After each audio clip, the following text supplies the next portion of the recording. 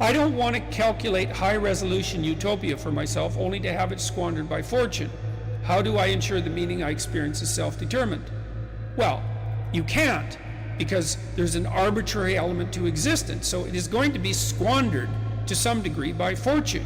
But that's not the point. What are you going to do? Just sit back on your laurels and wait for things to roll over you?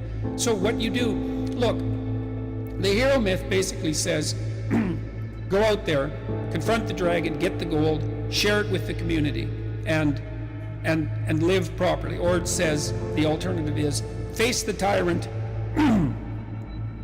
enter the desert as a consequence because everything falls apart, recast structure, find the promised land. Those are the two elements to the hero myth. And that's divine. It's the closest thing to divine that we know. You might say, well, what happens if you follow the divine path? And the answer might be, well, everything turns out perfectly because God is on your side. It's like, no, that isn't what happens, because things don't turn out perfectly. It's your best bet. It's your best strategy, right? That's the thing. And, dragons wouldn't be dragons if they couldn't eat you. And so, but that's okay. That's okay. And this is something I found so useful about the biblical stories, especially about the Abrahamic stories, which I didn't know that well till I lectured about them last year. God calls people to the adventure of their lives. And so you could say, in part, God is that force within you which calls you to the adventure of your life. And it says, get away from your family, get away from your blind and unconscious comfort, and get the hell out there in the world. Well, God calls Abraham out from his fathers, where he stayed far too long, and from his kin, where it's secure. And the first thing he encounters is a famine, and then he encounters a tyranny inhabited by people who want to steal his wife.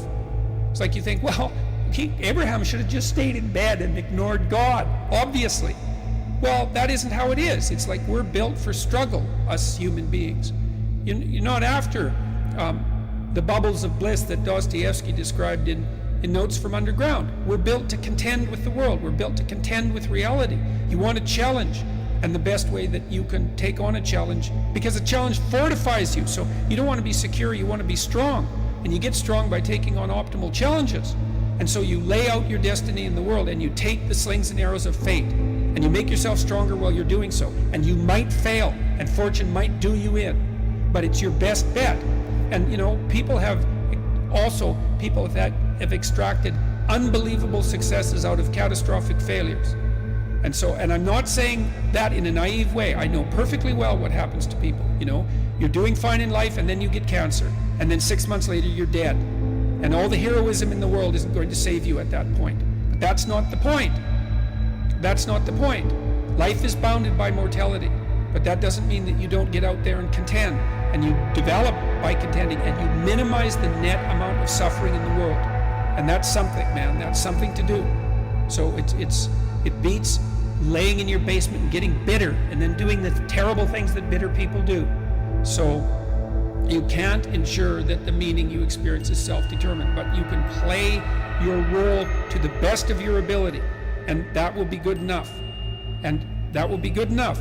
That meaning, the meaning that you will find in that, I believe, is sufficient to be sustaining, and perhaps even sustaining through the flood.